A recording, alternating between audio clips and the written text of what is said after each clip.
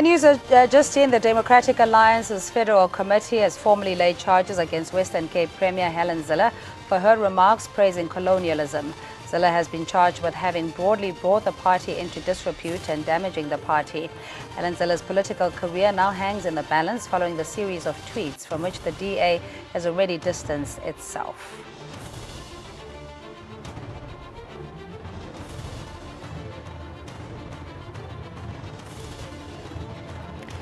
And of course, the breaking news that we bring you, the Democratic Alliance's Federal Committee has formally laid charges against Western Cape Premier Helen Zille for her remarks praising colonialism.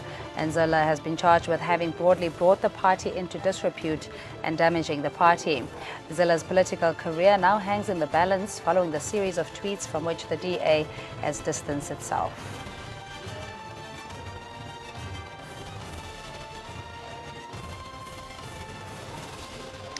And we'll be joined by Professor Barry Hanyane. He is is a professor at the University of the Northwest, to unpack what this means for the Democratic Alliance. There have been huge criticism with regards to Mmusi Maimane being the leader of the DA, whether he will have the support and the courage to reprimand and rein in Helen Zille, who is the Trojan horse, as it were, of the Democratic Alliance, and having built up the party to where it is today.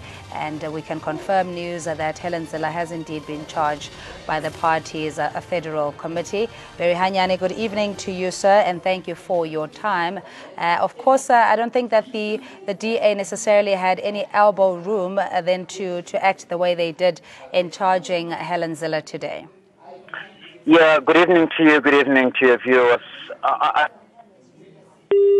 Hi, Barry. Okay, somehow we lost our analyst, Barry Hanyane. We'll try and get him on the line.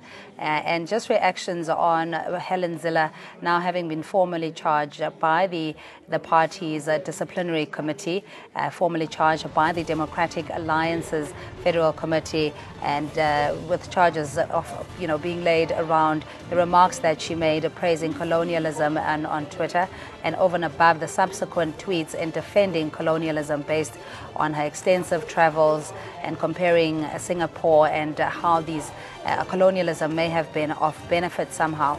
This brought a huge backlash, primarily from black South Africans, saying that you cannot justify the atrocities of apartheid and try and trivialize the experiences of black people under colonialism and apartheid, that it's not about the infrastructure, but it is the experience of blackness and the significance of what black people have gone through under apartheid and colonialism goes beyond just what the infrastructure provided. We also know that the DA had distanced itself from the comments made by Helen Zille, and she will be in consultation, we're told, with her lawyer, and what the future holds for her political career, of course, is something that we'll be watching very closely.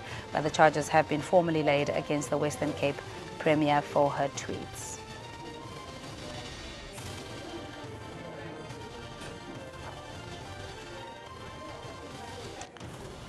All right.